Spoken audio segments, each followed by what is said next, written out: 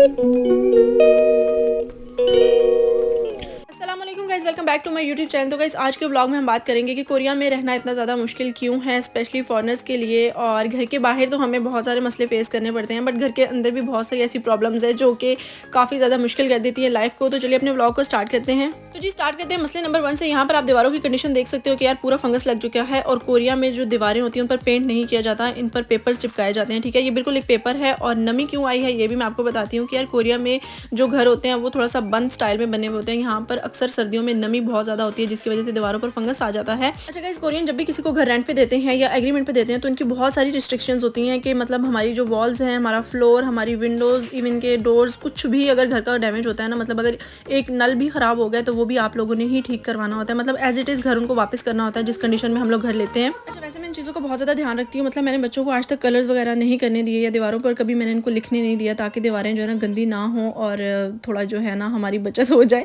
But वो बचत मैं आपको बताती हूँ कि हमारी किस तरह पूरी हुई है। अच्छा, नमी को दूर करने के लिए कोरिया में इस तरह की मशीन्स यूज़ की जाती हैं, और ये सबसे टॉप की मशीन थी, और ये काफ़ी ज़्यादा एक्सपेंसिव भी थी। एक चीज़ आप लोग एग्री करोगे यार, जिस घर में बच्चे होते हैं ना, उस घर में आप जितनी अच्छी चीज़ ले आओ, जितनी क्वालिटी वाली, जितनी सेफ चीज़ ले आओ ना, बच्चों ने उसको ख़राब करना ही करना होता है। और मुझे समझ नहीं आती कि यार इनको ये आइडियाज़ कौन देता है। जब नमी बहुत ज़्यादा घर में हो गई थी तो हम लोगों ने चेक किया कि यार मशीन ठीक से काम कर भी रही है या नहीं। तो देखने पर पता चला कि यार पूरे घर का जो राशन है जो इनको खाने के लिए दिया जाता था, उन्होंने वो सारा इसके अंदर फेंका हुआ था। बट काफ़ी मुश्किल से हमने इसको साफ़ वगैरह किया, और उसके बाद जो है ना ये काम करना स्टार्ट हो गई थी। तो इस तरह के बहुत सारे ऐसे मसले हैं जो हमारे साथ इस घर में अक्सर होते रहते हैं, जो कि मैं 1 बाय 1 आपके साथ शेयर करती रहूँगी। तो खैर जी, आज सुबह सुबह हम लोग जैसे ही उठे हैं तो बाहर हल्की सी स्नोफॉल हुई थी, और जैसे ही बच्चों ने देखा है ना कि बाहर स्नो हुई है तो इनको बाहर जाना था। मैंने इनको बहुत अच्छे तरीके से पैक किया कि यार पता नहीं बाहर कितनी कोई बर्फ़बारी हो गई है। और जैसे हम लोगों ने खिड़की खोली ना तो बाहर बिल्कुल सफाया था, कुछ भी नहीं था। तो मैंने कहा यार ये जाके क्या करेंगी, क्योंकि कुछ है ही नहीं खेलने के लिए। बट जैसे हम लोगों ने खिड़की खोली तो सामने जो है ना हमें हमारे पड़ोसी नज़र आए। उनको देख के तसल्ली हो जाती है कि यार हम अकेले पागल नहीं होंगे, बाहर और भी हैं। तो अक्सर मेरे साथ ऐसा होता है कि मतलब मैं बाहर जाने से पहले देखती हूँ कि यार कोई कोरियन है। मतलब मैं अपने हस्बैंड को बोलूँगी कि यहाँ पर हम लोग ऐसे स्नो में बाहर निकलेंगे तो लोग सोचेंगे कि यार पागल हैं, बच्चों को लेके जो है ना ठंड में बाहर आ गए हैं। बट कोरियंस जो है काफ़ी ज़्यादा स्नो को एंजॉय करते हैं। इवन कि ये बिल्कुल नॉर्मल घूम रहे होते हैं, जैसे कभी इन्होंने कैप भी नहीं पहनी हुई होती अक्सर ने। तो ये है कि यार ये इनकी अपनी कंट्री है तो इनको शायद आइडिया है, बट मुझे कुछ भी पता नहीं होता कि यार बच्चों को स्नो के लिए कैसे प्रिपेयर करना है। बट मैंने इनको यहाँ पर बहुत अच्छे तरीके से पैक किया, और उसके बाद इनकी ज़िद थी कि हम लोग को जाना ही जाना है, तो मैं इनको नीचे लेके गई। और यहाँ पर हम लोग जाते हैं और बाहर का भी थोड़ा सा व्यू आपको दिखाते हैं। तो हमेशा से फातिमा को बहुत ज़्यादा जल्दी होती है हर काम की। मतलब इसको कोई भी फंक्शन होगा ना, कहीं भी हम लोगों ने जाना होगा, तो ये सबसे ज़्यादा एक्साइटेड भी होती है, और उतना ही जल्दी इसका शौक पूरा हो जाता है। मतलब कि अभी मैंने नाश्ता भी नहीं बनाया था, और इसकी ज़िद थी कि मुझे नीचे जाना है, खेलना है। तो मैंने क्या किया कि मैं पहले इसकी बात मान ली और इसको नीचे ले आई। तो जैसे ही हम लोग भाई 1 मिनट के लिए बाहर निकले हैं, और 1 मिनट के अंदर इसका सारा शौक पूरा हो चुका था। अच्छा, मुझे लगता है कि यार फातिमा नाम की जितनी भी लड़कियां होती हैं ना, वो सबकी सभी ऐसी होती हैं। मतलब कि मेरी एक दोस्त है, वो भी सेम मतलब इसी की नेचर की है। मतलब जैसी मेरी बेटी की नेचर है ना, उसकी भी नेचर ऐसी की ऐसी है। तो ये चक्कर है भाई, थोड़ा सा मसला है इनके साथ। तो यहाँ पर जी 2 मिनट ही इसको बाहर खड़े हुए हैं, तो यहाँ पर इसका वो शौक भी पूरा हो चुका था। उसके बाद मैंने इसको कार्टून लगा के दिए, क्योंकि बहुत ज़्यादा ठंड थी। तो मुझे ये था कि यार बीमार ना हो जाए। और यहाँ पर जी हमारे भाई और मेरे हस्बैंड सो रहे थे, तो मैंने पूरे घर को साफ़ कर लिया था। तो आपको पता है कि यार बच्चे कहाँ साफ़ रहने देते हैं। तो मैंने क्या किया कि यार पहले अपना नाश्ता बनाया, और उसके बाद जब वो लोग उठे ना तो उनका नाश्ता बनाया। और यहाँ पर इनको मैं थोड़ा सा सफाई की आदत भी डाल रही हूँ कि यार अपने काम खुद करने की आदत जो है ना अच्छी होती है। तो यहाँ पर जो नाश्ता है, ये नाश्ता है जी नान है। यहाँ पर मिलते हैं उज़्बेकिस्तान के रेस्टोरेंट्स हम लोगों ने लिए थे, काफ़ी मज़े के होते हैं। तो अक्सर मतलब जब मेरा ज़्यादा दिल नहीं होता मेहनत करने का, तो मैं सिंपली क्या करती हूँ, उनको गर्म कर लेती हूँ, और उसके बाद चाय के साथ हम लोग ये खा लेते हैं। काफ़ी ज़्यादा अच्छे होते हैं। जी यहाँ पर मेंशन कर दूँ कि मेहनत मैं सिर्फ अपने लिए नहीं करती। मतलब अपने लिए जब भी मैंने कुछ खाना होता है तो मैं इसी तरीके बस रफ टफ सा कुछ खा लेती हूँ। बट ये है कि बच्चों के लिए और हस्बैंड के लिए प्रॉपर मैं नाश्ता बनाती हूँ, क्योंकि मेरी अम्मा जान भी व्लॉग देखती हैं, तो उनको यही लग रहा होगा कि यार पता नहीं बच्चों को कैसा खिला पिला रही हैं। तो नहीं, इनका मैं ख्याल रखती हूँ वाकई। बट ये है कि यार अपनी बारी जब आती है तो बंदा यही कहता है कि यार चलो कुछ नहीं, कुछ भी खा के टाइम पास हो जाएगा। तो यहाँ पर जो दूसरा मसला हमें फेस करना पड़ता है वो ये है जी कि ये फायर अलार्म ये होते हैं ऑटोमेटिक। अच्छा, और इनका ये सीन है कि अगर थोड़ा सा भी घर में धुआं होता जाता है ना, तो ये इतना तेज़ी से बजते हैं, और 1-2 सेकंड के अंदर ना यही डर होता है कि यार ये चल ना जाए। क्योंकि अगर ये चल गए ना तो कोरिया का, पहले हम नमी का वो इतना वो दुखड़ा रो रहे हैं, उसके बाद सोचें अगर ये चल जाए और पूरे घर में पानी पानी हो जाए तो फिर क्या होगा। अच्छा, इस घर में सिर्फ ये वाही चीज़ है कि जिससे मुझे थोड़ा-सा डर लगता है। मतलब मुझे ये होता है कि यार ये सिर्फ 2 से 3 दफ़ा अलार्म देता है और उसके बाद ये चल पड़ता है। तो अगर अल्लाह ना करे कभी ये लोग घर पे ना हो और ये चल जाए तो मैं क्या करूँगी? तो उस चीज़ से बचने के लिए मैं क्या करती हूँ कि मैं पराठे ही नहीं बनाती, मतलब नॉर्मल दिनों में जब ये लोग घर नहीं होते, और भी इस तरह का कोई काम नहीं करती कि जिससे घर में थोड़ा-सा धुआँ हो। तो ये चीज़ है कि भई इस चीज़ से जो है ना मुझे काफ़ी ज़्यादा डर लगता है, मैं इन चीज़ों को अवॉइड करती हूँ।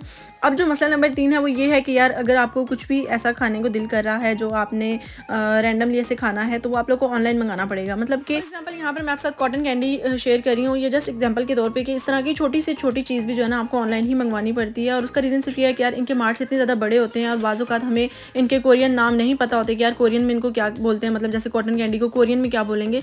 तो उसका एक आसान हल होता है कि हम उसको ऑनलाइन ही मंगवा लेते हैं। अच्छा, यहाँ पर मैं बना रही हूँ कीमा, और कीमा की मैं पूरी रेसिपी नहीं शेयर करूँगी, मैं आपको जस्ट वो बता देती हूँ कि यार जो इसके मेन पॉइंट होते हैं, ये जो टिप्स होती हैं। पहली तो बात ये है कि जब भी आप कीमा बनाएं ऑयल थोड़ा ज़्यादा यूज़ किया करें। उससे क्या होता है कि आपके जो मसाले होते हैं वो अच्छे तरीके से भुन जाते हैं और बाद में आप ऑयल सेपरेट करके निकाल भी सकते हो। तो यहाँ पर मैं जब भी कीमा बनाती हूँ मैं भुने कीमे की रेसिपी बता रही हूँ। अगर शोरबे वाला बनाओ तो उसकी रेसिपी थोड़ी सी चेंज होती है, बट यहाँ पर जब भी आप कीमा बनाओ एक तो उसके अंदर अजवाइन पाउडर या अजवाइन सिंपल और सिरका लाजमी यूज़ किया करें। उससे क्या होता है कि आपकी जो कीमे का टेस्ट होता है वो काफ़ी ज़्यादा अच्छा हो जाता है। और दूसरी बात कि जब भी आपने मसाले ऐड करने हैं वो कभी भी ऐसे लाइक कभी पानी हो टमाटरों का या कुछ भी पानी जैसा होता है ना किसी भी सालन में, उस टाइम पे मसाले ऐड नहीं करने चाहिए। जब थोड़ा सा ऑयल भुन जाए तो ऑयल के अंदर अपने मसालों को आप जो है ना फ्राई किया करें ताकि जो कच्चापन होता है वो ख़त्म हो जाए। तो ये छोटी सी टिप्स हैं जो कि आपको फॉलो करनी चाहिए। तो यहाँ पर लेमन ऑप्शनल है, लेकिन जब भी मैं किसी भी खाने में लेमन ऐड करती हूँ तो कोशिश होती है कि यार फ्लेम ऑन हो और एक दो दफ़ा उसको मतलब स्टर कर लें ताकि वो खट्टा खट्टा जो टेस्ट होता है वो ना आए। और यहाँ पर एंड पे मैं ऑयल सेपरेट कर लेती हूँ और स्पाइसेस मैंने कम रखे हैं बच्चों की वजह से, आप लोग ज़्यादा भी कर सकते हो। तो यहाँ पर जो मसला नंबर 3 है जो कि मुझे सबसे बुरा काम लगता है कोरिया का, कि यहाँ पर जो कचरा होता है वो अलग अलग फेंकना होता है और अलग अलग करने का काफ़ी ज़्यादा इशू होता है।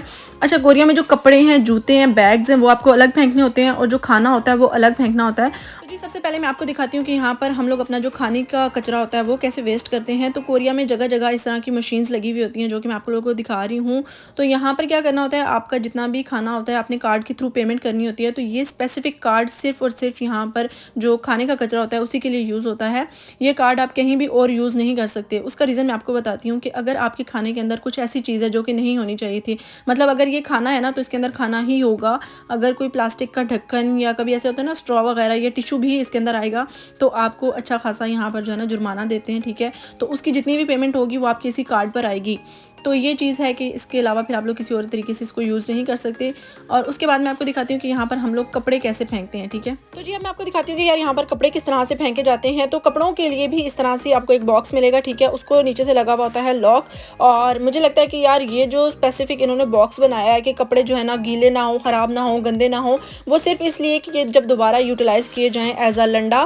क्योंकि मुझे लगता है कि यार ये जो है ना कपड़े सीधा सीधा लंडे में जाते हैं, क्योंकि आजकल लंडा बहुत ज़्यादा डिमांड में है। तो कोरियन गवर्नमेंट ने ये स्टेप लिया है, क्योंकि इससे पहले जो था इस तरह के बॉक्सेस नहीं होते थे। सिंपली हर जगह पर बस एक डब्बा सा पड़ा हुआ था, उसके अंदर आपने कपड़े फेंकने होते थे। तो ये सारी चीज़ें हैं जी जो आज के व्लॉग में मैंने आपके साथ शेयर की हैं। अगर व्लॉग पसंद आया हो तो लाइक मस्ट कीजिएगा। मिलते हैं नेक्स्ट व्लॉग में।